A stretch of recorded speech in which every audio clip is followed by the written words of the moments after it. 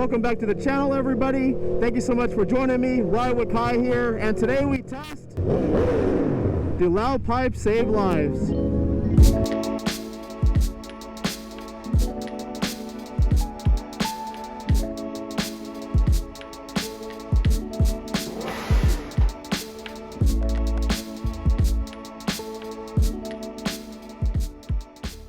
So we've all heard this cringe statement that loud pipes save lives, and we know that the studies and the experts have told us that aftermarket exhaust systems actually don't do anything to make your presence better known by the motoring public. So today, let's test that theory and try to debunk it. On this topic, there's two studies that I see referenced the most often, one being the Hurt report. That report was done in the late 70s and basically studied about 900 motorcycle collisions. It wasn't specific to studying if exhaust systems affected your visibility or detection on the road, but it just kind of looked at motorcycle collisions in general. And even though that study is about 50 years old now, it's still looked at as being a valid study and very important to motorcycle safety. The other study that I see referenced very often is the Romanian MOTOADN study. MOTOADN is a Romanian pro motorcycle advocacy group that their study focused solely on aftermarket exhaust systems and their detectability in a vehicle with the windows up, music on, and so forth. So for our purposes today, the MOTOADN study, which from here forward we will reference as the Romanian study just to make it easier, but since that study focused just on exhaust systems, I think that's going to be a little more relevant to our video today. This is going to be our test vehicle today. It's a 2015 Aston Martin Vantage. Surprisingly, these cars are very, very quiet inside. So if I can hear it from inside this vehicle, you should be able to hear it from most other vehicles as well. I'll admit this car does need to be clean, but if you look at the construction of it, you can see even the doors, they are double sealed. You've got a seal here as well as here, and everything in the interior, it's all metal, leather, suede. It's very solid. There's not a lot of plastic in these cars. They're surprisingly quiet inside. As for the motorcycle we're going to use today for our testing, it's this 2021 Panigale V2. It does have an Aston racing exhaust and a Bren tune. Reason why we're using this bike is because it's in between the other bikes. It's louder than my Panigale V4, which the V4 has huge mufflers on it, and the RS V4, which is much, much louder than all these bikes. And there's those that want to argue with me that these Aston racing exhausts are actually straight pipes. They're not. Take a look at my endoscope. You could see the perforations in there as well as the packing material. And that's packing not only on the brake side, but also on the clutch side as well. See where you have this increase in diameter for the exhaust? There is packing in there as well. So these are not straight pipes. The Romanian study found that only the loudest motorcycle that they tested was able to be detected from inside of a vehicle with the windows up at reasonable distances. Reasonable distances meaning about 10 to 15 meters away. Now, 110 decibels is really not that loud of a motorcycle. For example, 110 decibels, just for comparison, that's about the same as a chainsaw, and it's about the same as a leaf blower. So, and we can talk about frequencies and tones. So decibel level doesn't tell the whole story. Some of it has to do with tone as well, but interesting results coming from the Romanian study, seeing as I've definitely been driving before, music on, having a conversation, windows up, and I've been able to detect a chainsaw or leaf blower being used way behind me. So interesting that the Romanian study did not find that the same decibel level for a motorcycle exhaust would yield the same results, but let's test it ourselves. So this is gonna be our first test. We got the Aston Martin just 10 feet in front of the Panigale V2. What we'll do first is meter the V2 with my dB meter to see what the exhaust note reads as, and then I'm going to go ahead and sit inside the car to see if it's detectable even just at idle. Okay, so I'm about a meter behind into the side of the Panigale V2, and I just wanna see what the reading is. So go ahead and start it up, Andrew. And this is a warm start, by the way.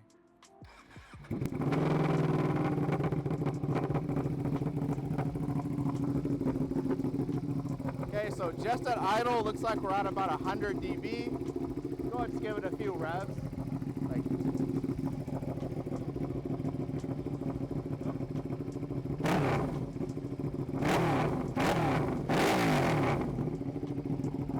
I saw about 122 there.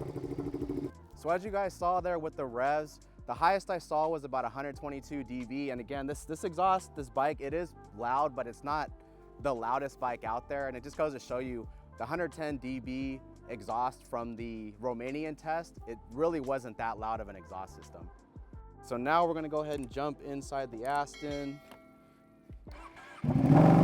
So what we're gonna do now is we're gonna go on a little loop here. We're gonna go for a little ride. I'm going to record that Panigale V2 at various distances and positions from this car with the windows up, with the windows cracked and so forth. And I'll demonstrate to you guys that you can clearly hear that Ducati within close proximity to this car.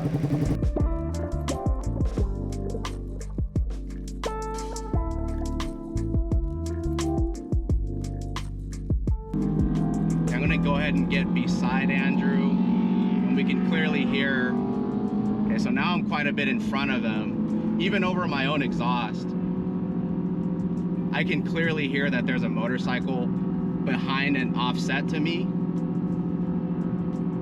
Again, this is with all my windows closed. Hopefully the mic's picking it up.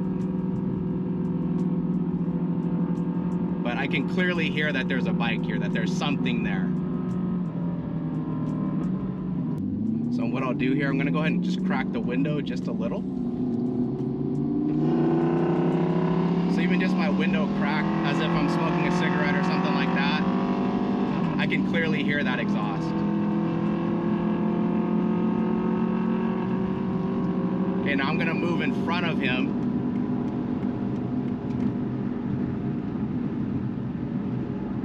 And I can still hear it. Hopefully the microphone is picking it up, but I can still hear it here. Okay, so now Andrew's on the right side here.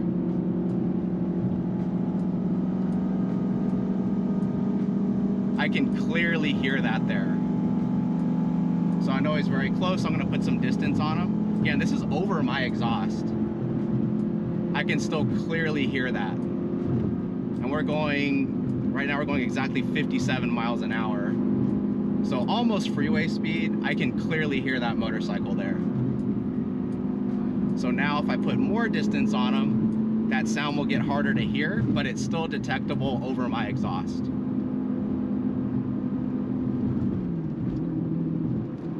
Even now, look how far back he is. I don't know if the mic is picking it up, but I can still hear that bike. Now I will say when I'm completely in front of the Panigale, I do not hear it at this point. However, I don't really need to hear it. If I'm directly in front of somebody, I don't really care that there's a motorcycle behind me. I care if they're behind and to the side, and maybe they're planning on taking the bike lane to turn right or something like that. I know not to change lanes if I have a motorcycle approaching from behind and to the side. And in that scenario, in that position, with those conditions, I can clearly hear that Panigale. So what we're gonna do here is I'm just pulled over on the side of the road. Andrew is going to drive past me on the Panigale, and I wanna demonstrate that as he approaches, even at a normal speed, it's 25 miles an hour in this residential area, I can clearly hear him approaching. So even if I didn't see him, if I didn't get a visual on him, I'm getting an auditory indication to not pull out into the street. Okay, so look how far back.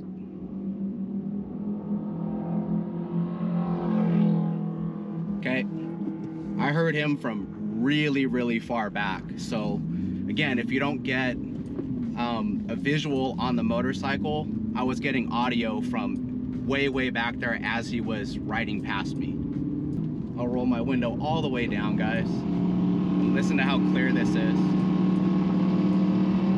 Okay, I'll put some distance on him. Still really clear that there's a motorcycle, that there's something nearby. Okay, window down, completely in front of the Panigale. I can clearly hear it still. You guys are probably picking up the Aston Martin's exhaust, but even with them behind me back quite a bit, I can clearly hear that bike even still.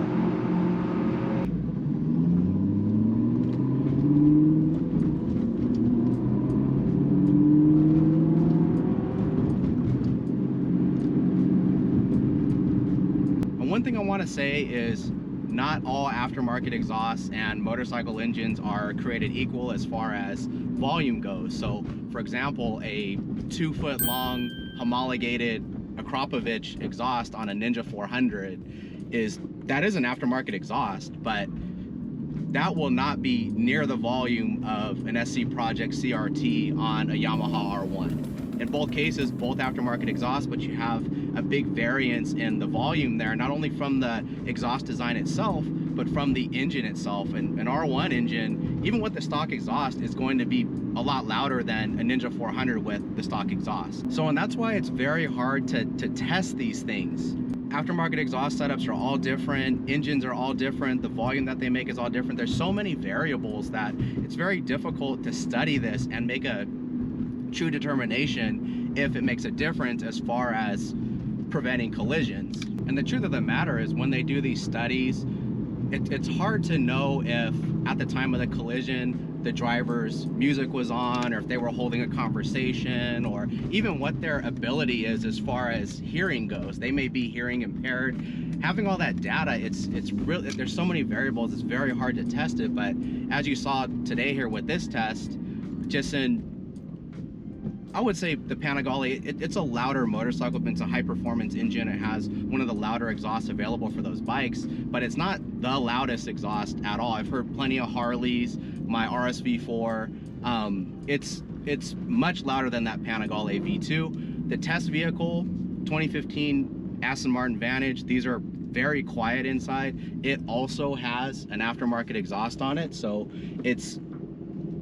we're getting more exhaust volume than a normal car. But what I wanted to show is in this particular study with these conditions, it's very clear that you can hear aftermarket exhaust systems from inside a vehicle, even with the windows up. Definitely interesting results for sure. And just to be clear, I'm not trying to discredit anybody's study or anything like that. All I'm saying is sometimes we have to let common sense take over. So of course there's going to be those drivers where no matter how loud the exhaust is, no matter how bright your LED lights are, no matter how you're riding, they're just not going to notice you. For example, you ever see somebody who is completely oblivious to emergency vehicles behind them? I'm talking, they're oblivious to the overhead lights, the sirens, everything. They just have no idea what's going on. Yeah, there's nothing we can do about those people. But what about the people who are a little bit more alert? Maybe they've kind of daydreamed a little bit, but they're generally a little bit more alert. Maybe their window's cracked a little bit, maybe the window's all the way down, maybe the sunroof is open, they don't have music on, whatever the case may be, those people are on the road as well. And I find it interesting that those conditions, those situations are never included in these tests. Those conditions are never considered when we try to answer this question if loud pipes are detectable by traffic.